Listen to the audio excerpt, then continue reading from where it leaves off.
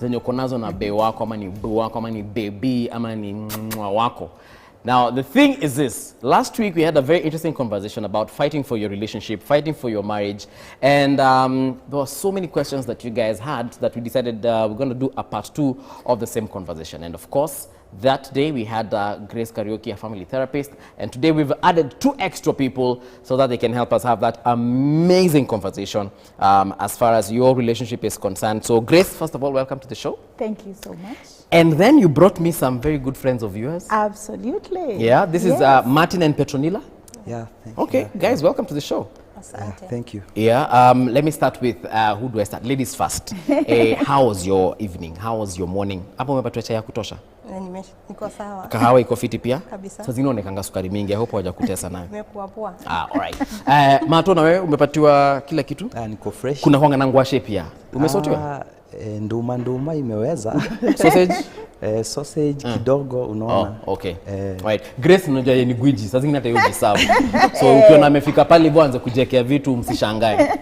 So Grace, we had an amazing conversation last time. Absolutely, yes. And we ended the show with so many questions from the viewers. They had all this inquiries about, oh, my husband is like this, my girlfriend is like this, my boyfriend is like this, my clandé is like this, and it's becoming, I think we're getting to the point whereby we have realized that there's so much going on in everyone's relationship, yeah? Right. But these two have a very unique story. I don't know who wants to go first in sharing. I'd like to say ladies first, but wewe ndio mwenye nyumba. Mato, welcome to the show. Thank you so much. Thank you for having us. Yes, karibu sana. How long have you known her? I think now is 8 years. 8 years?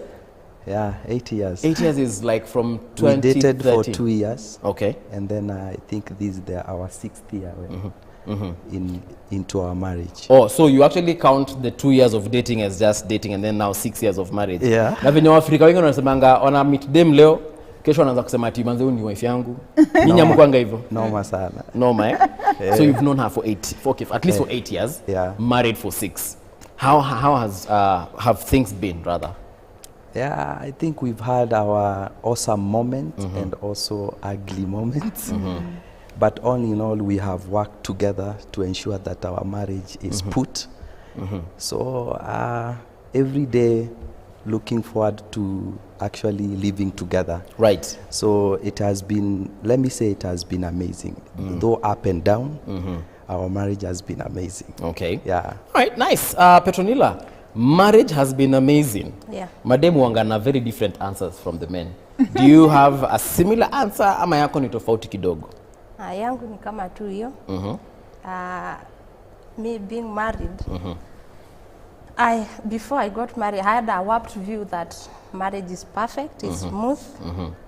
Wait, but again, it is not rough. You had a warped view because of what you had seen from experience, maybe from your friends, your parents? No, I was brought up in a single parenthood. Okay. I was brought up by a single mother. And then I could envy my friends, maybe my cousins, because they had both parents. And then I thought, I do not want to bring up my kids alone. Yeah, so I got into marriage so excited. Yes, I saw him as a brother, a father, and a best friend of mine. Yeah, so I got into marriage expecting the best out. I did not think that there are negativities in marriage. Okay. Yes, I had seen it with maybe friends share that our parents had fights and all that. Yeah, but I thought mine would be perfect. Okay. I mean, ni mdem. Yeah. Even ndio nataka ikue. Yeah. Okay. Would you say that you guys got together at a very young age, ama it was the right time for you guys to come together? I was ready.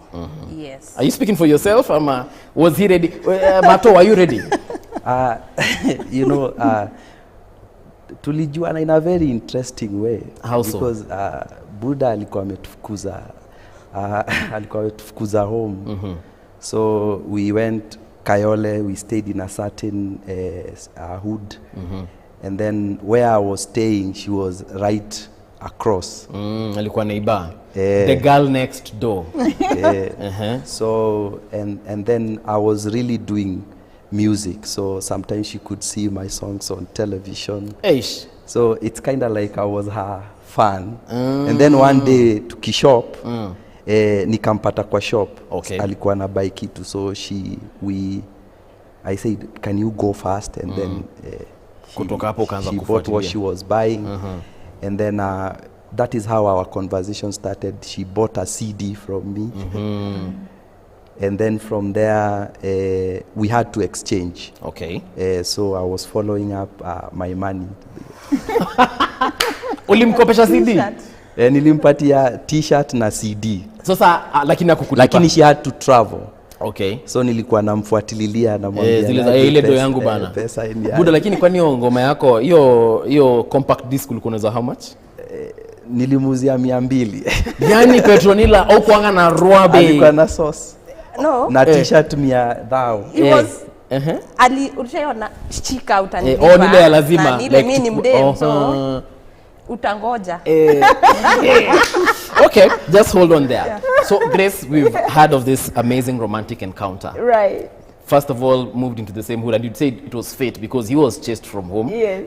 By the parents. Akafika imta, akapata kadem kasupu. Yeah. Then eventually wakapatana kwa shop. Then wakamlazimisha hizi mangoma kwake. Then here they are.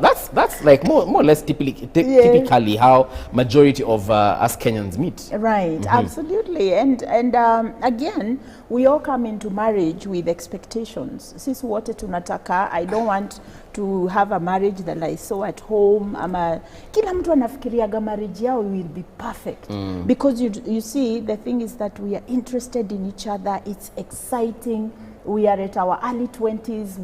We are enjoying the freedom of not being asked anymore. Uyo boy ni nani? Whatever. Yeah. And so we are excited about this freedom and the prospect of preparing a home. But there is also something else, to be loved.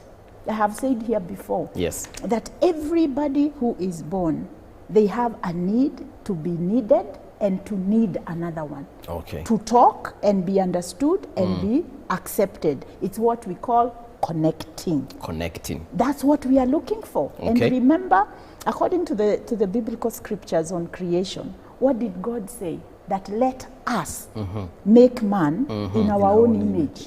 Meaning, when he used the word us, he was also in a relationship. Yes. And so he created man and woman, and it says female and male in the image of God. And so when we look for love, I went to school in the US, and I practiced there. Yes. For a while. Okay. Kama ni Mkorea, kama ni Mchina, kama ni Mkikuyu, Nigeria, Mzungu, everybody has the same connectivity need. Okay. It's a human need.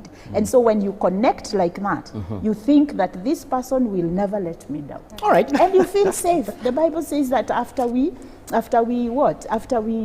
Adam saw the woman, Akampenda. akasema bone of my bones, flesh of my flesh. That's exactly what we do even now.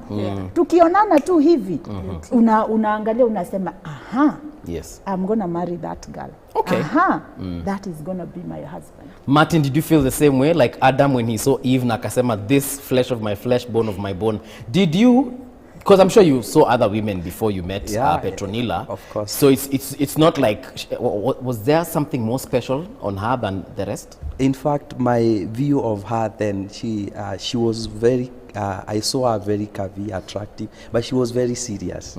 So we used to discuss her with some other guys. Oh, with your See boys? That lady, very clean, calm, beautiful and curvy, but she's very serious. So tulikuwa tunaogopa kumapproach.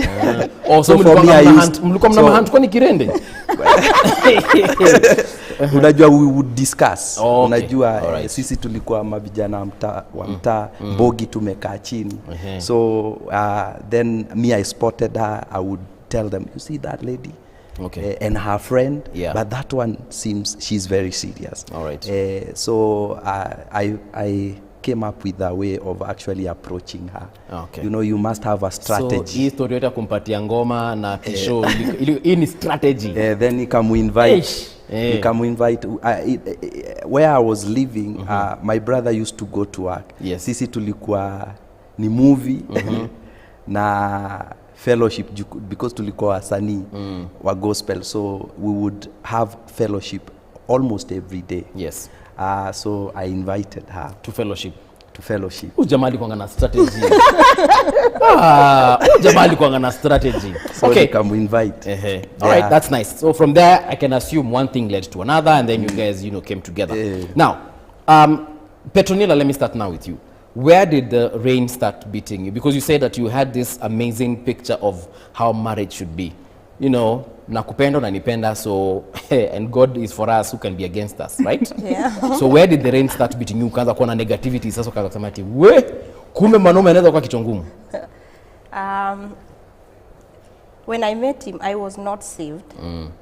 And what really attracted me to him was the fact kumbe machali wa handi wanaweza kuwa saved.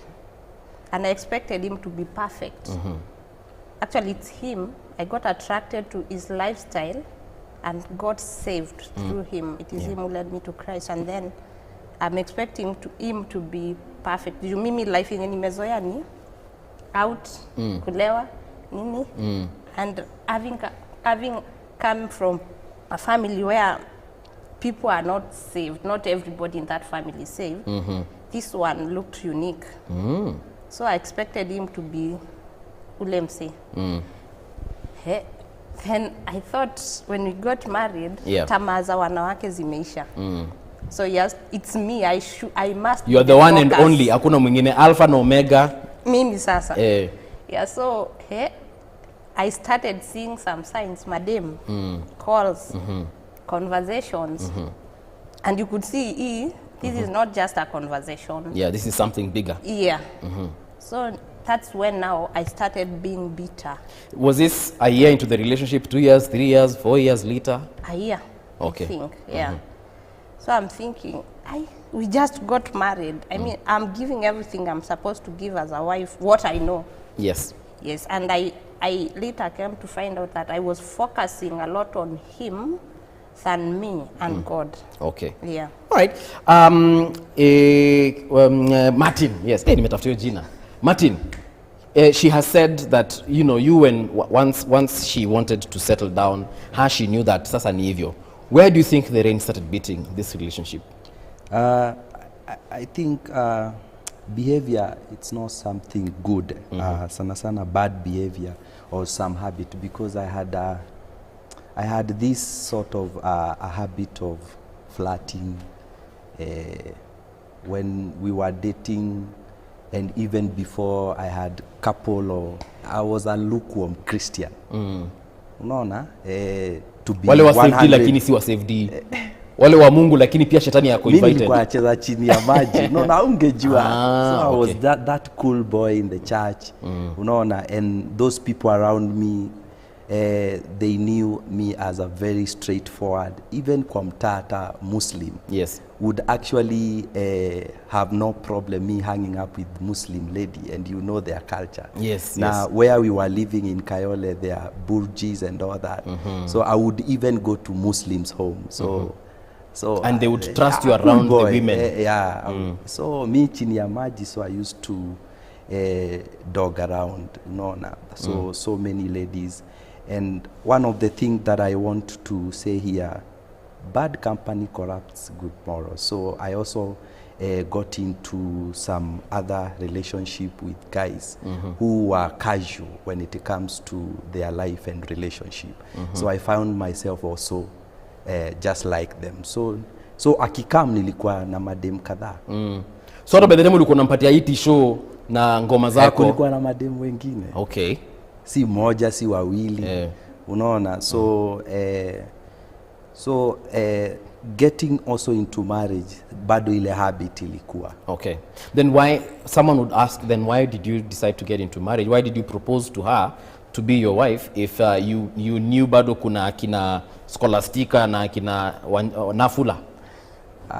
Mi niliona huu ni mdempoa, so at least nikimwoa vitu zitakuwa fiti. Okay. Unaona, I felt now I can settle. All right. Not knowing that habit was so much embedded in me and so much ingrained in me. So I found myself, no matter how much I want to really be faithful, the giant in me took a toll on me. Okay. So I could find myself, and also I had the habit of watching porn. You know, and I could spend hours, even the whole night, Watching pornography. Just watching pornography. Would you download it? Would you stream it? Would you buy it? No, just we used to have Wi-Fi and all that, so I could actually get into those sites and watch pornography. Did you know about this Petronilla that time when you were living with him? Was he into pornography? Did you see the lukewarm Christian in him when you got together with him? Now, when I found out that he was cheating, now that is when I started questioning. I started questioning about salvation. Yeah, and this marriage thing, when people say marriage is a scam, then I started witnessing it. Anyway, ni scam. Okay, Grace. People will get into relationships such as theirs with all these things, you know, behind them. Like he has said, by the time he was proposing to Petronilla, there were other women as well. And a lot of us have actually found themselves in that situation. Is it something we can avoid? Now, there is something that we need to understand. Just because Martin had other women, that he had interest with other women, doesn't mean that he was playing her. Because he looked and she fitted mke wa nyumbani, somebody to live with, somebody to build a life with. And that is the thing that we see a lot with young men who get married and they are still flirting with other women. The woman they choose to stay with, that is who they want. That is who they want to build a life with. The rest of them is what you are talking about. Is this ingrained habit that I formed over time and belief systems and the people that I live with, and it becomes a habit and an addiction of some sort because you can't stay away from it. Now, this lady who has come into this marriage and believing that na tunasemanga aje mtu kama anazurura zurura tunasemanga aje wacha aoe atasettle. Actually, If they get married, they says. will settle. But this has nothing to do with sex, and it has nothing to do with all those other things that we think. The wife, once the wife comes, he will stop. No, it has a lot to do with belief systems. It has a lot to do with conditioning and what you are exposed to and what you believe about relationships. So usually what the man is feeding in this situation, they are feeding their own deficiency when it comes to issues of contentment, issues of intimacy, because they don't even understand what intimacy is. If he is watching pornography all the time, his brain is basically thinking about sex, but not necessarily the way sex is supposed to be in marriage. So he actually has a dichotomy here. So sex and love are two different things. You see, his wife is thinking sex and love are the same. So if you love me, you only have sex with me. What do you mean you're having? And a woman, once she finds out that her husband is cheating, the first question, do you love her? Are you in love with her? And men ask the same thing too. But men will ask, what does he do for you? What do you do? Where do you go? Because a man thinks of it, my wife has left because I'm not enough. You see? Yes. A woman feels the same way, but women think in terms of this relationship means that you love this woman. And this guy has no love for this woman. Because every woman who has ever left me thinking that I am not enough. Yes. So I agree with you. Petronilla, let me ask you, when you found out that your husband was into pornography and into other women, was basically cheating on you, what was your first reaction? I was so bitter and so mad. But in my mind, I'm a conservative. Would I say I'm conservative somehow? I was thinking, now should I leave this guy? Then leaving was part of the list of things to do. Yes, what part of the things to do now to just get out of this thing. And then I thought, all my years that I've grown, I've never had my grandma say, ashaenda kwao. Hajaitoka kwa marriage yake. And then nilikuwa na mixed emotions. Should I cry? Or it is so hard for me to cry. So I started thinking, what am I supposed to do? I was in dilemma, confused, in shock. Yeah. Okay. You know what? Let's take a short break on that one. And as we do that, I'll ask the audience back at home, hey, when you found out your partner was cheating, whether it's your boyfriend, girlfriend, husband, wife, what did you do? Did you A, confront them? Did you leave them? Did you revenge by cheating back on them? How did you deal with that particular situation? Let us know on the numbers on your screen. Of course, our WhatsApp number is very much open and you can call us. Tafadhali tupigie simu utueleze your experience as far as cheating is concerned and what in that particular moment you did. We'll be right back.